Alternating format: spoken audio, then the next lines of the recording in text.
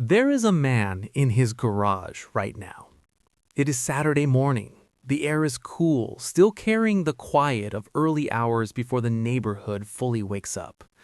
Light cuts through the small window near the ceiling, landing in a thin strip across the concrete floor. Dust floats in it, slow and suspended. The lawnmower sits in front of him, not broken in an obvious way, not shattered, not destroyed, just not working. 3 weeks ago, it stopped mid-cut. No warning, just a choke, a stutter, and silence. A new one costs $60. It's sitting on a shelf, clean and waiting, 10 minutes away.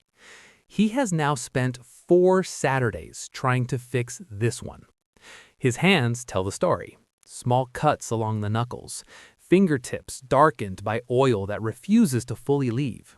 The faint soreness in his wrists from twisting, unscrewing, tightening, loosening again. There are tools laid out beside him, not in perfect order, but in a pattern that makes sense to him. Each one used, set down, picked up again. A rhythm. His wife suggested, gently, that they could just replace it. She didn't argue, she didn't push, she just said it the way people say obvious things. He nodded, he heard her, and then the next morning he walked back into the garage. From the outside, this looks like stubbornness, but stubbornness is too simple. What's happening here is older than that, deeper than that. To understand it, you have to step away from the garage and go back in time, to a world where replacing something wasn't a choice. During the Great Depression, objects were not conveniences, they were extensions of survival. If something broke, you didn't ask whether it was worth fixing, you asked how. Shoes were repaired until they became more patched than original material. Machines were opened, studied, reassembled, sometimes imperfectly, but enough to function. Nothing was casual. Nothing was disposable. People learned, at a level deeper than logic, that resources could vanish, that stability was fragile, that ownership came with responsibility. And most importantly, they learned that abandoning something broken wasn't just inefficient, it felt wrong. That mindset didn't disappear when the economy recovered. It didn't vanish when shelves filled up again, or when factories began producing more than people strictly needed. It stayed. Passed quietly from one generation to the next, not through lectures or rules, but through behavior. A father fixing something instead of replacing it. A mother reusing something others would throw away. A household where repair wasn't a special act, it was the default. Children grew up watching this and absorbed the principle that was never explicitly stated. If it breaks, you don't walk away, you understand it. Now fast forward. The world changes. Work becomes less physical, more abstract.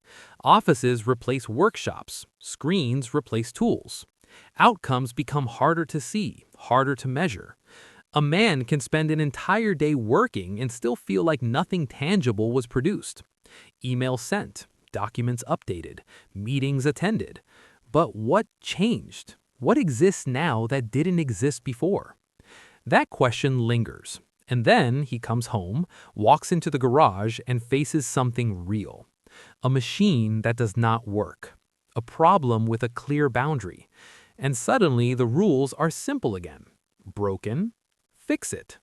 This is where something powerful happens psychologically. Because fixing something creates a feedback loop that modern life often lacks. You apply effort. You see resistance. You adjust. You try again.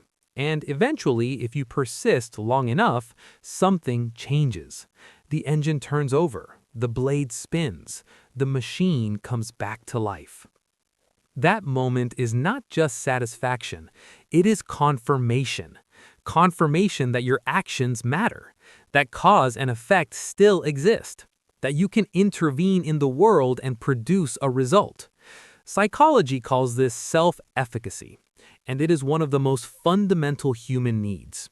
When people lose that feeling, when life becomes too abstract, too uncertain, too uncontrollable, they look for ways to get it back. Repair is one of the oldest ways to do that. This is why the behavior intensifies under stress. When someone feels unstable in other areas of life, financially, professionally, emotionally, they don't always withdraw. Sometimes they lean harder into control wherever they can find it.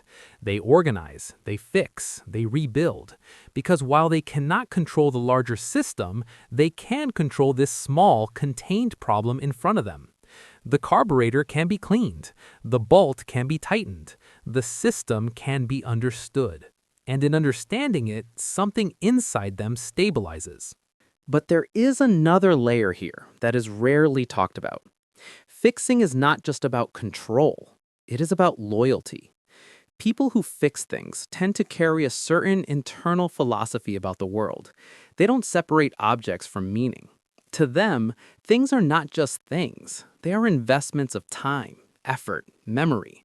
So when something breaks, the instinct is not to replace it. The instinct is to stay with it, to figure it out, to restore it. And this doesn't just apply to machines, it shows up in relationships. Watch how these same people behave with others. They are often the ones who stay longer than expected, the ones who revisit difficult conversations instead of avoiding them, the ones who try again after things fail. Not because they don't see the problems, but because their internal rule is consistent across everything. If it's broken, you try to fix it before you let it go. This can be a strength. It can create resilience, patience, depth. But it can also become a trap, because not everything is fixable. Some systems are too damaged. Some dynamics are too far gone.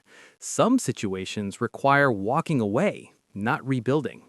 And for someone wired to fix, that realization comes late, often after they have exhausted every possible option, sometimes long after others would have stepped back. Meanwhile, the world around them has moved in the opposite direction. Modern consumer culture is built on replacement. Through concepts like planned obsolescence, products are designed to wear out, become outdated, or feel obsolete. Advertising reinforces this constantly. New is better. Old is inconvenient. Repair is inefficient. Ownership becomes temporary. Attachment becomes irrational. And slowly, the idea of fixing something begins to feel outdated, almost unnecessary. But not everyone accepts that shift. Some people resist it instinctively. They continue to repair. They watch tutorials, they learn skills, they take things apart just to understand how they work. Not because it's always practical, but because it aligns with something deeper. A belief that value is not just in the object itself, but in the relationship with it. This is why movements like the right to repair movement have gained traction. On the surface, they are about access, sustainability, consumer rights, but underneath, they reflect a psychological pushback, a refusal to accept that everything should be disposable, a refusal to detach meaning from effort. Back in the garage, none of this is being consciously analyzed. The man is not thinking about history, psychology, or economics. He's focused on something much smaller. A screw that won't tighten, a component that doesn't align, a system that almost works, but not quite. He leans in again, adjusts something, tries, stops, tries again. Because at some level, this is not about saving $60. It's not even about the lawnmower. It's about what it represents. It represents time already invested, effort already given, a quiet belief that things, once they are yours, deserve a chance to be restored. And maybe even more than that, it represents a kind of dignity.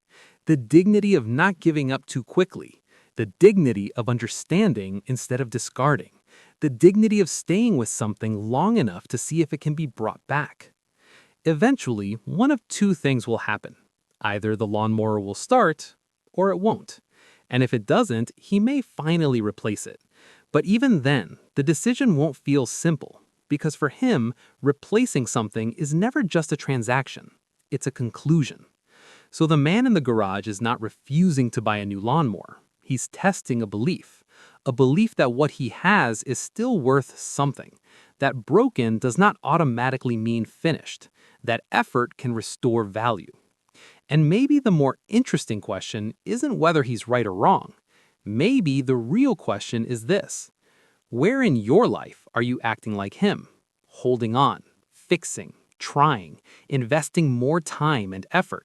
And where are you doing the opposite? Letting go, replacing, moving on without looking back. Because those choices are not random. They reveal something about how you see the world, about what you think is worth saving, and about what you've been taught quietly over time can be replaced without consequence. The garage is just a setting. The lawnmower is just an object. But the pattern behind it, that shows up everywhere.